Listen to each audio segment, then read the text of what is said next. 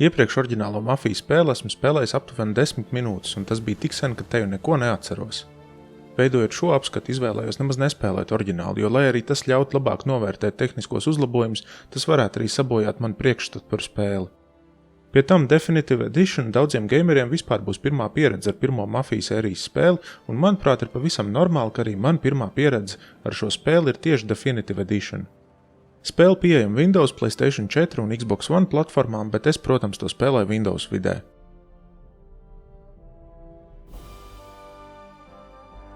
Spēlē attēlotie notikumi norisinās pagājušā gadsimta 30. gados un stāst par taksometru vadītāju Tomiju Angelo karjeru Salieri mafijas ģimenē. Lai gan sākumā viņš ar mafiju sadarbojas tikai apstākļu sakritības dēļ un nevēlas iesaistīties noziedznieku dzīvē, drīz viņš ir spiests lūgt Salieri ģimenes palīdzību atriebības dēļ un piekrīt sadarboties, jo pateikt mafijai nē nav gluži pats veselīgākais lēmums. I got a gun pointed at you. They catch up, we're dead, but you don't get to walk away. Tomija motivācija un tas, kādēļ viņš izdara konkrētas izvēles, stāstā ir labi attēlots un izskaidrots. Tomēr es tā arī nesapratu, kurā brīdī tika pieņemts lēmums viņu pieņemt Salieri ģimenē kā maidmēnu. Var jau būt, ka es to palaidu garām, jo vairāk kā pusi no spēles spēlēju strīmojot. Tomēr šķiet tā nedaudz dīvaini, ka vienā brīdī Tomijs ir tikai mafijas šoferis un pakalpiņš, bet nākamajā brīdī jau pilnvērtīgs mafijas loceklis. Spēles stāstā netrūkst ātras braukšanas, vardarbības un nodevības, un tajā parādīt dažādi notikumi, kas ietekmē Tomiju dzīvi un attiecības ar citiem personāžiem, kā arī mafijas ietekmi Lost Heaven pilsētā, un kā visi šie notikumi rezultējas ar Tomiju izvēli darīt ko tādu, kas mafijai ir absolūti nepieļaujami – sadarboties ar policiju. Brīžos, kad nevēlies sekot spēles stāstam, freeride režīms ļauj brīvi izpētīt spēles pasauli, apskatot gan pilsētas rajons, gan plašos ārpus pilsētas laukus, izmēģinot visas pieejamās mašīnas un dažādos ieročus, kā arī atklājot dažādas apslēptas lietas.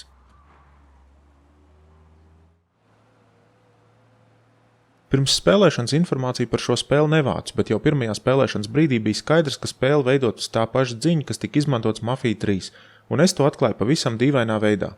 Spēlējot Mafia 3, mans Logitech klaviatūras apgaismojums automātiski izmainījās, lai attēlot spēles logo, un tieši tas pats notiek spēlējot Mafia Definitive Edition.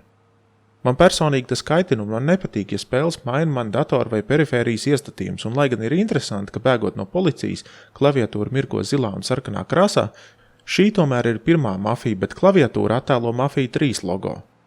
Kā izstrādātāji to varēja palaist garām? Spēlējot pašu spēli, dziņu nepilnības kļūst arvien izteiktākas, ieskaitot dažādas vizuālas nepilnības, fizikas attēlojumu, kā arī cilvēku kustības un seju animācijas. Mafia 3 nepārtraukt radīja iespaidu, ka esi tuvredzīgs, jo pilnīgi viss salīdzinoši nelielā attālumā bija izplūdes neatkarīgi no spēles konfigurācijas un to varēja labot tikai modificējot spēli. Tāpat problēma ir arī šajā spēlē, un lai arī tā šķiet mazāk izteikta, tā nav mazāk kaitinoša. Es nesaprotu, kādēļ speciāli jāsabojā kaut kas, kas izskatās labi un neietekmē spēles veiktspēju. Video kartei tās ēkas un objektu tālumā tāpat būs jārenderē, pat ja pa virsmu ir uzlikts puņu filtrs.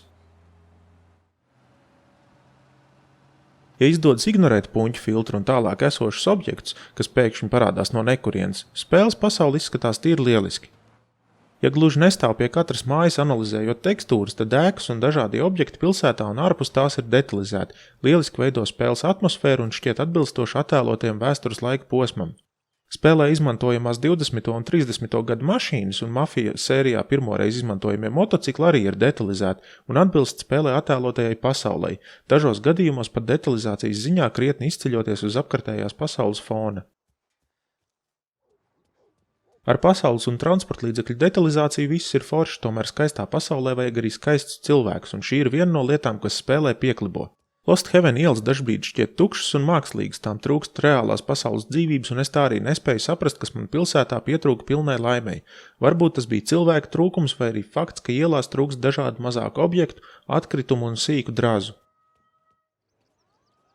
Runājot par cilvēku trūkumu, spēles sākuma daļā īsti nepievērs uzmanību stāstam nesvarīgo cilvēku dažādībai, tomēr vienā misijā pamatīgi izcēlās spēles izstrādātais slinkums, jo salīdzinoši nelielā laukumā bija redzama uzkrītoša cilvēku modeļu un apģērba atkārtošanās. Ja es to vēl varētu saprast oriģinālajā spēlē, ņemot vērā tehniskās limitācijas, tad šeit man tas šķiet vienkārši kā lielisks nolaidības un slinkuma piemērs. Stāstam svarīgā personāža, protams, ir labāk detalizēta un stāsta izfilmās redzamās seju kustības ir lielākoties pieņemama attēlotas, ņemot vērā spēlē izmantoto spēles dzini. Tomēr netrūka momentu, kad seja animācijas liek domāt, ka tās ieturētas 2002. Gada spēļu līmenī. Brīžos, kad personāža sejas netiek rādīts tūplānā, piemēram, braucot ar automašīnu, personāža kustības vispār neatbilst teiktajam. Labi, tas it kā būtu sīkums, un kurš gan spēlē braucot ar mašīnu aktīvi skatās uz personāžiem, tomēr, ja dzird, kā viens no personāžiem ļoti emocionāli izsaka savu viedokli par pastāvošo lietu kārtību, nebūtu slikti, ja viņš arī nedaudz pakustētos, nevis sēdētu kā iesaldēts kosmonauts. Par spēles muzikālo pavadījumu neko daudz pateikt nevar. Spēlējot bija izslēdzis spēlē esošo radiostaciju mūziku, jo bija pārliecināts, ka izvēlētās dziesmas būs atbilstoši spēlē attēlotajam laika posmam. Turpretī spēles skaņu celiņš, kas visvairāk dzirdams īsajās misiju filmiņās, ir radīts tieši šai spēlē un šķiet visai kvalitatīvs, tomēr ne ar ko neizceļas, ja neskait dažus brīžus, kad mūzika kļūst pārāk skaļa un nomāca spēles varoņu sarunas. Spēles dziņa ietekme, lai arī ir jūtama, tomēr netraucē visai ticamam automašīnu vadības atainojumam. Tā šķiet attēlot lieliski. Mašīnas brauc kā čugunu vannas uz skrituļdēļ riteņiem, un tās galvenokārt tiek vadītas ar lūkšanām visiem pagānu dieviem, nedaudz piepalīdzot ar stūri, kas dažreiz pat šķiet kaut kādā veidā ir savienot ar mašīnas priekšējiem riteņiem. Toties bremžu vietā noderīgāk būtu izmantot pa durvīm izbāzt kāju vai atvērt lietus sargu.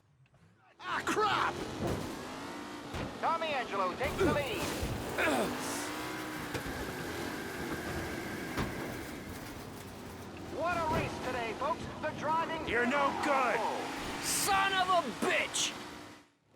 Es arī neredzu iemeslu mafijas spēļu sērijā ienest motociklus, jo tiem šajā spēlē nav nekādu pielietojumu, izņemot vienu misiju, kurā tā arī nevarēja sagaidīt, kad tiks izbeigts manas ciešanas.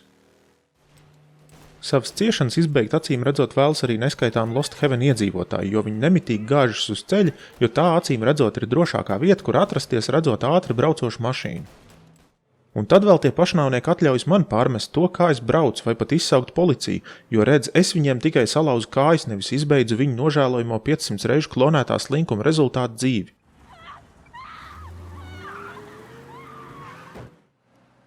No šiem pašnāvniekiem gan var izvairīties, izmantojot opciju izlaist stāstam nesvarīgās braukšanas daļas. Spēlē netrūkst misiju, kurās tavs pienākums ir vienkārši nokļūt no punkta A līdz punktam B. Nekādas policijas, nekādas pakaļdzīšanās, vienkārši turies pie stūras un neiebrauc jūriņā. Lai arī Lost Heaven ir skaisti attēlot, dažbrīd tomēr tukša braukšana nav tas, ko vēlies, tādēļ iespēja izlaist garlaicīgos braucienus ir lieliska. Tā it īpaši noder tiem, kas spēli vēlas spēlēt tieši stāsta dēļ, un es vēlos, lai šāda opcija regulāri tiktu iekļaut arī citās spēlēs. Lielu daļu laika spēlē pavadījis glābjot savu un kolēģu dzīvības, tajā pat laikā apdraudot konkurējošo mafijas grupējumu biedru un dažreiz arī policistu veselības. To darīt palīdz visai ierobežots arsenāls – daži revolveri, pistoli, apzāģētā divstobreni, tomīganu un vēl daži nopietni kalibru šaujamieroči, kā arī daži tūciņas ieroči, molotovu kokteļu un granātas. Ierobežotais arsenāls nebūtu nekas problemātisks, jo senāk spēles mūs nelutināja ar dučiem dažādu šaujam un sitamieroču, tomēr šī spēle tev tā arī nevēlas ļaut izmantot tos ieročus, kurus tu vēlies. Pusautomātiskās pistoles vietā vēlies izmantot tikko pacelto un šķietam efektīgāko revolveri? Ak, nē, neliela misija pārtraucoši īsfilmiņu un pēc tās tev rokā ir tāpat kaitinošā pistola. Gribēji pašaudīties ar precīzo šauteni? Nē, spēle grib, lai tu izmantot tomīganu, ar kuru no 5 metru attālumu nevarētu trāpīt pat traktoram. Lai gan šādas ieroču nomaiņas būtu saprotamas vietās, kur tās atbilst stāsta īsfilmiņās redzētajam, tas notiek arī vietās, kur spēle nedod nekādu iemeslu domāt, ka galvenajam varonim vispār ir bijusi iespēja nomainīt ieročus, un rodas šaubas, ka Tomija dažbrīd saraustītā pārvietošanās ir rezultāts tumšā vietā dziļi noslēptai pistolei. Kas zina, ja nu spēlētājs izdomā tomēr šaut ar ko citu, kas nav ierastā pistola?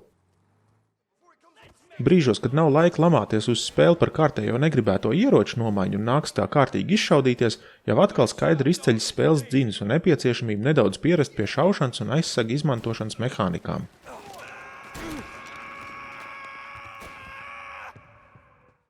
Tomēr šaušana šeit darbojas nedaudz citādāk kā sērijas 3. spēlē, un es naivi ticu, ka tas bija apzināts lēmums, lai precīzāk attēlot šo spēļu galveno varoņu atšķirības.